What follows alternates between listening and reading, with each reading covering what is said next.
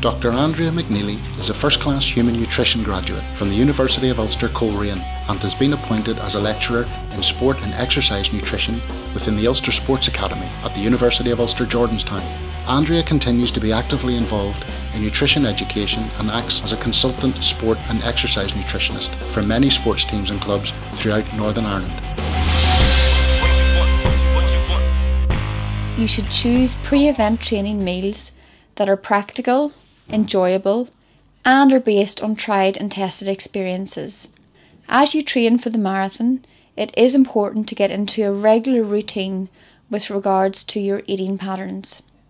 As well as that, on the actual race day, it is beneficial for athletic performance to consume carbohydrate regularly throughout the day.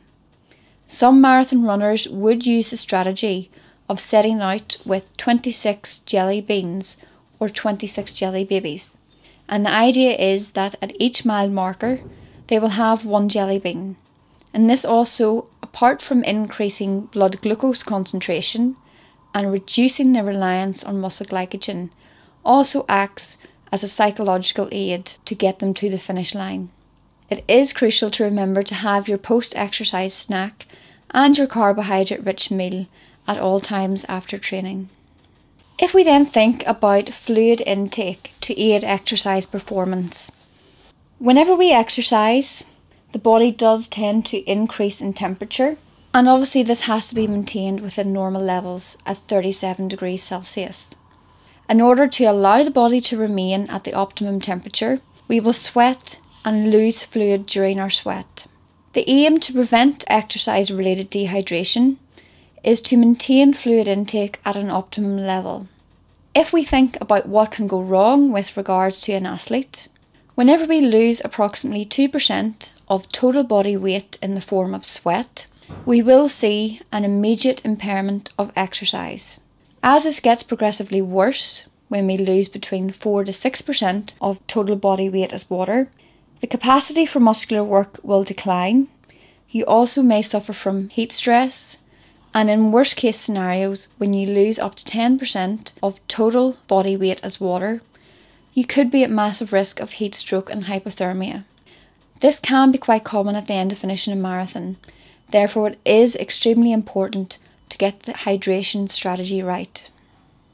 The guidelines for sport and exercise nutrition state that pre-exercise, the aim is to fully hydrate, and this can be achieved by having an additional 400 to 600 millilitres of fluid in the 2 hours prior to exercise. On top of this, anybody competing in sport and marathon training should use urine charts to allow them to gauge their hydration status. But ideally, everything you do in your training should be replicated on the day of the marathon. So it is important to practice this in your long distance running. You need to practice hydration strategy in order to avoid gastrointestinal disturbances, as well as the feeling of being bloated or heavy, which will affect your running capability. During exercise, the aim is to replace fluid losses incurred by sweating. If possible, you should aim to provide a source of carbohydrate in your fluid to supplement your limited energy stores to sustain exercise. This can be achieved by the use of sports drinks. However, it is important to monitor the use of sports drinks, preferably under the supervision of a sport and exercise nutritionist. The guidelines state that for every 15 to 20 minutes of exercise, you should take on board between 150 and 250 millilitres of fluid for that time period. With the case of marathon running, this can be a challenge. However, it is important to make use of all drink stations along the marathon route, whether this is the water stations or the sports drink or nutrition stations. Remember that preparation is the key, so you should aim to replicate this in your training. On the actual day of the marathon, the weather is a crucial factor. Obviously, the warmer the day is, the more you will tend to sweat, so you will need to adjust the amount of fluid that you take in and when. If we think about monitoring the colour of the urine, The target should be to have urine which is of a pale yellow colour. Anything darker than this will indicate dehydration, and in this instance, it is important to recognise this as a cue to take on board more fluid. Following exercise, the aim of your hydration strategy is to replace the potassium, sodium, and the fluid that you have lost during sweating. As well as that, you should try to aim to top up the muscle glycogen stores, ready for either your next training session or your next running event. And this is where you should make full use of the 1 to 2 hour window of opportunity, as during this time the body will be craving carbohydrate and will most readily lay down glycogen stores.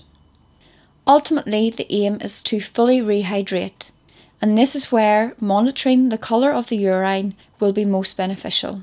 As well as having an intake of fluid post-exercise, it is also important to remember that despite celebrations for completing the marathon, you should try to avoid alcohol, as this will further dehydrate you and have a knock-on effect on exercise performance in the coming hours and days.